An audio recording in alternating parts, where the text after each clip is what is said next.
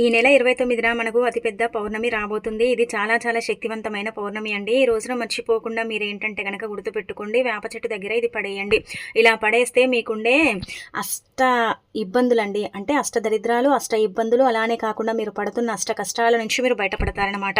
అన్ని విధాలుగా కూడా మీకు బాగా కలిసొస్తుందని చెప్పొచ్చు. కాబట్టి ఖచ్చితంగా గుర్తుపెట్టుకొని వేప చెట్టు దగ్గర ఏంటంటే గనక ఇది పడేయండి. అయితే ఈ పౌర్ణమి మనకు సోమవారంతో కూడి వస్తుంది. చాలా చాలా పవర్ఫుల్, చాలా శక్తివంతమైనది, చాలా పవర్తో వస్తుంది. కాబట్టి ఈరోజు చేసుకునే కొన్ని పనులు కావచ్చు, పరిహారాలు కావచ్చు, తప్పకుండా మనకేంటంటే మంచి ఫలితాలను ఇస్తాయండి. మన జీవితాన్ని మార్చేస్తాయన్నమాట. మనకుండే ఇబ్బందిని మొత్తం పోగొడతాయని చెప్పొచ్చు. అందుకే పౌర్ణమి రోజు ఖచ్చితంగా ఏంటంటే కనుక ఈ పరిహారం అనేది చేయండి. దీన్ని ఎలా చేయాలో తెలుసుకునే ముందు ఒక చిన్న రిక్వెస్ట్ అండి, వీడియోని పూర్తిగా చూడండి, నచ్చితే లైక్ చేయండి, కొత్తగా చూస్తున్నట్టయితే సబ్స్క్రైబ్ చేసుకోండి.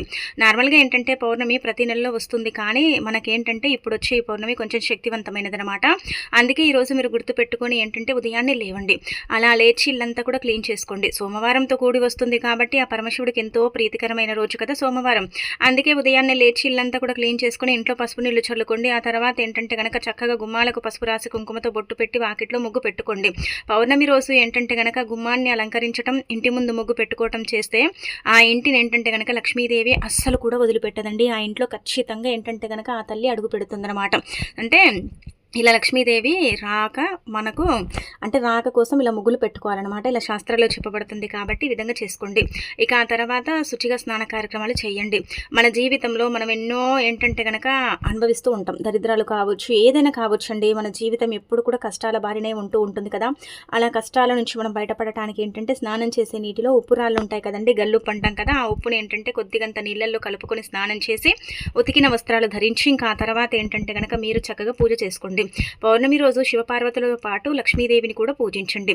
దగ్గరలో ఉండే శివాలయానికి వెళ్ళండి. అక్కడ కూడా ఏంటంటే కనుక చక్కగా అభిషేకం చేయండి. అలానే కాకుండా ఇంట్లో కూడా దీపధూప నైవేద్యాలతో పూజ చేసుకోండి. తులసి మొక్క దగ్గర కూడా ఏంటంటే కనుక దీపం పెట్టడం, నీళ్లను సమర్పించడం చెయ్యండి. ఈ విధంగా చేసేసిన తర్వాత ఏంటంటే మనకు దగ్గరలో వేప చెట్లు ఉంటూనే ఉంటాయి కదండి. వేప చెట్టు ఏంటంటే కనుక అతీత శక్తివంతమైనదండి. పౌర్ణమి అంటే అమృత ఘడియలతో కలిసి వస్తుందన్నమాట. ఆ ఘడియలు అలానే కాకుండా ఏంటంటే కనుక పౌర్ణమిలో చాలా పవర్ శక్తి అనేది దాగుంటుంది. ఆ కిరణాలు అవన్నీ కూడా ఏంటంటే కనుక వేప చెట్టు తొందరగా అబ్జర్వ్ చేసుకుంటుంది అనమాట. వేప చెట్టులో ఏంటంటే కనుక చాలా పవర్స్ ఉంటాయి. కాబట్టి ఈ రోజున వేప చెట్టుని తాకినా, వేప చెట్టు చుట్టూ ప్రదక్షిణలు చేసినా, వేప చెట్టుకు ఒక చెంబడి నీటిని సమర్పించినా మీ జీవితం మారిపోతుంది. మీ సుడి తిరుగుతుంది, మీరు పట్టిందల్లా బంగారం అవుతుంది. అలానే కాకుండా దైవానుగ్రహం కూడా కలుగుతుంది, ధనం వస్తుంది, ఐశ్వర్యం కూడా లభిస్తుంది. అన్ని విధాలుగా కూడా ఏంటంటే కనుక మీ దశ తిరుగుతుందని చెప్పొచ్చు. కాబట్టి వేప చెట్టుని ఖచ్చితంగా తాకండి. వేప చెట్టు నీడలో కాసేపు నిలబడ్డ సరేనండి మనకుండే నెగిటివ్ ఎనర్జీ పోతుందన్నమాట. ఇది చాలా మందికి తెలియని విషయం. ఇక అలానే కాకుండా ఈ విధంగా ఏంటంటే కనుక వేప చెట్టు దగ్గర ఈ విధంగా చేసి వేప చెట్టు దగ్గర ఇది పడేయండి.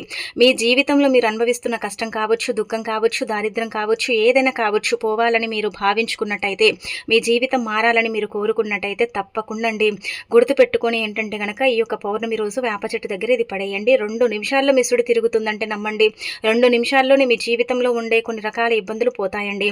అందుకే చిన్న నిమ్మకాయ సైజ్ అంత బెల్లాన్ని తీసుకోండి. అలా తీసుకున్న తర్వాత ఆ బెల్లాన్ని ఏంటంటే చేతిలో పట్టుకొని సంకల్పం చెప్పుకొని ఆ తర్వాత ఆ బెల్లాన్ని ఏంటంటే కనుక తల చుట్టూదా 2 సార్లు తిప్పుకొని ఆ తర్వాత మీరు వేప చెట్టుని తాకి నమస్కారం చేసుకున్న తర్వాత వేప చెట్టు దగ్గర పడేయండి. వేప చెట్టు దగ్గర పడేసి మా అవసరం కోసం మేము ఇది చేసుకున్నాం కాబట్టి మాకు తప్పకుండా పరిహారం సిద్ధింపబడాలి, పనిచేయాలని సంకల్పం చెప్పుకొని వెనక్కి తిరిగి చూడకుండా ఇంటికి వచ్చేయండి, సరిపోతుంది.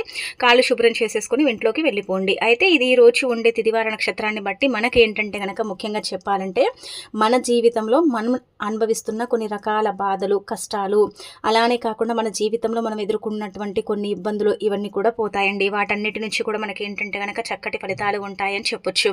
అన్ని విధాలుగా కూడా మనకు బాగా కలిసి రావడానికి ఏంటంటే ఈ పరిహారం అనేది మనకు సిద్ధిస్తుందని సిద్ధశాస్త్రంలో కూడా చెప్పబడుతుంది. అతీత శక్తివంతమైన పరిహారం కాబట్టి చేసుకోండి.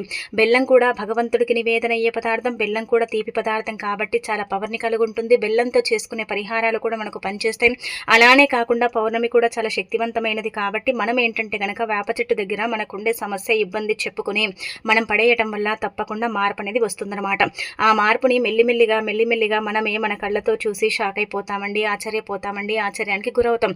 ఎందుకంటే అంతటి పవర్ని కలిగుండే పరిహారం అని చెప్పొచ్చు. కాబట్టి మర్చిపోకుండా చేసుకోండి. అయితే అక్కడ పడేస్తాం కదా, అక్కడ ఏంటంటే గనక ఉండే చిన్న చిన్న క్రిమి కీటకాలు, చీమలు ఉంటూ ఉంటాయి కదండి, గండు చీమలు ఇలాంటివన్నీ కూడా ఏంటంటే గనక ఆ బెల్లాన్ని స్వీకరిస్తాయి అనమాట. అలా అవి స్వీకరించి ఏంటంటే గనక అవి మూగజీవాలు కదండి, దీవించి వెళతాయి. అక్కడ మూగజీవాలు కూడా ఏంటంటే గనక ఆ బెల్లాన్ని స్వీకరిస్తాయి. కాబట్టి మనం కోరుకుంది జరుగుతుంది, మన సమస్య, మన ఇబ్బంది కూడా పోతుంది, మనకు అన్ని విధాలుగా కూడా బాగుంటుందని చెప్పొచ్చు. కాబట్టి ప్రయత్నించేసి ఏంటంటే గనక చక్కగా రిజల్ట్ పొందండి. పౌర్ణమి రోజు ఒక్కసారి చేసి చూడండి. ఏదైనా కోరిక తీరకపోయినా చెయ్యండి. లేదంటే మీ జీవితంలో కఠినంగా మరి సమస్యలు ఉన్నాయనుకునే వారు కూడా చేసుకోవచ్చు. అలా ఆ విధంగా కూడా చేయటం వల్ల ఏంటంటే రిజల్ట్ అనేది అంతకంత వస్తుందన్నమాట. మీరు షాక్ అయిపోతారండి, ఆశ్చర్యపోతారు. ఇంతలా ఫలితం వస్తుందా అనుకుంటారనమాట. అంత చక్కగా పనిచేసే పరిహారం అండి. అసలు మర్చిపోకుండా ఏంటంటే కనుక పాటించండి. ఇక ఆ తర్వాత పౌర్ణమి రోజున గుర్తుపెట్టుకోండి, కొన్ని నియమాలు తప్పకుండా ఆచరించండి.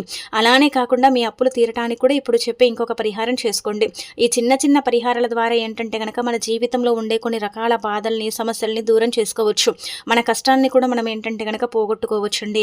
మనం ఏంటంటే పౌర్ణమే కదా, పౌర్ణమి రోజు మనం ఏముంటుంది చేయడానికి అనుకుంటాం, కానీ పౌర్ణమి రోజు చాలా పనులు చేసుకోవచ్చు. అందులో ముఖ్యంగా ఈ గల్లుప్పు ప్యాకెట్ని ఇంటికి కొని తెచ్చుకోండి. ఇలా కొని తెచ్చుకోవటం వల్ల లక్ష్మీదేవి ఏంటంటే కనుక మీ ఇంట్లో తిష్ట వేసుకుని కూర్చుంటుందండి. రాళ్ళ ఉప్పుకు చాలా పవర్ ఉంటుందండి. రాళ్ళ ఉప్పు ఏంటంటే కనుక చాలా శక్తివంతమైనది. లక్ష్మీదేవి పుట్టినింటి నుంచి లభిస్తుంది. కాబట్టి ఉప్పు కొంటే అప్పు కూడా తీరుతుంది. ఉప్పు కొనటం వల్ల ఏంటంటే కనుక ఐశ్వర్యం లభిస్తుంది. అలానే కాకుండా మన జీవితంలో ఉండే కొన్ని రకాల బాధలు, సమస్యలు కూడా పోతాయి.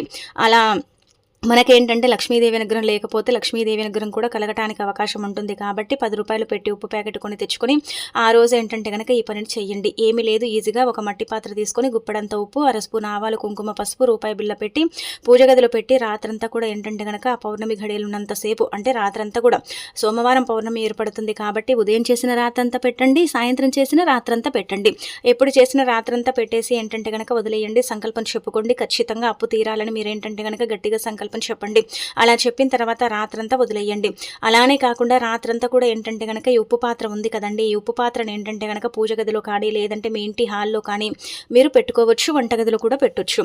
అలా పెట్టేసి ఇంకా సంకల్పం చెప్పుకొని వదిలేసి మరుసటి రోజు దాన్ని తీసుకెళ్ళి వేప చెట్టు మొదట్లో కానీ రావి చెట్టు మొదట్లో కానీ పెట్టేసి సంకల్పం చెప్పుకొని ఇంటికి వచ్చేయండి, సరిపోతుంది. అప్పు తీరే మార్గాలు తెలుస్తాయి, మీ జీవితం అనేది మారిపోతుంది, మీకుండే ఇబ్బంది మొత్తం తొలగిపోవడానికి అవకాశం ఉంటుంది. కాబట్టి పౌర్ణమి రోజున అప్పులు ఎక్కువగా ఉన్నాయని బాధపడేవారు, అప్పుల బాధల్లో నుంచి అంటే బయటికి రాలేకపోతున్నాం అనుకుంటారు కదా, అలాంటి వాళ్ళకైతే పర్ఫెక్ట్గా పనిచేస్తుంది. ఉప్పు అప్పుని తీరుస్తుంది, ఉప్పు ఐశ్వర్యాన్ని ఇస్తుంది, ఉప్పు మన జీవితాన్ని కూడా మారుస్తుంది.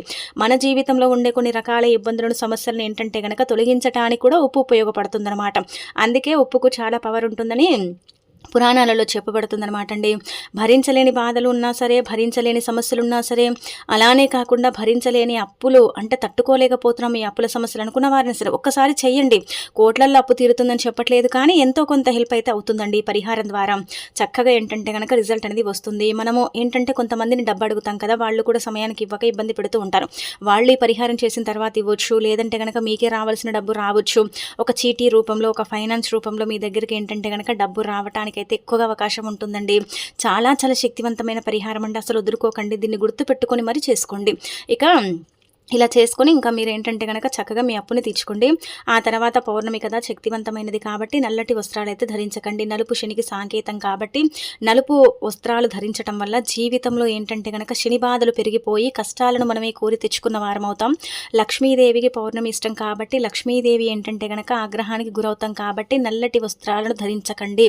ఖచ్చితంగా శివారాధన చేయండి, ఆవుని పూజించండి. గోమాత కూడా ఏంటంటే కనుక బెల్లంతో కూడిన ఆహారం కానీ, పచ్చగడ్డి కానీ, తోటకూర కానీ, లేదంటే కీర, క్యారెట్, బంగాళదుంపలు, వంకాయలు, టమాటాలను ఏవైనా సరే పెట్టవచ్చు.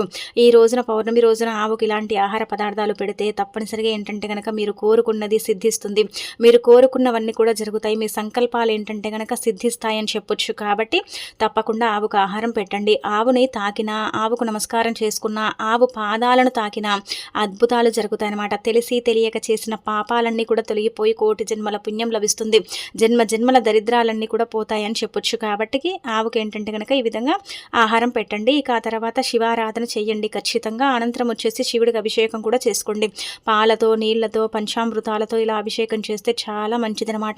శివానుగ్రహం కూడా తొందరగా కలిగి మన జీవితం కూడా మారుతుందని చెప్పొచ్చు. కాబట్టి ఈ చిన్న చిన్న నియమాలు పాటించండి. ఇంట్లో ఏంటంటే కనుక నాన్ వెజ్‌ని వండి అసలు తినకండి.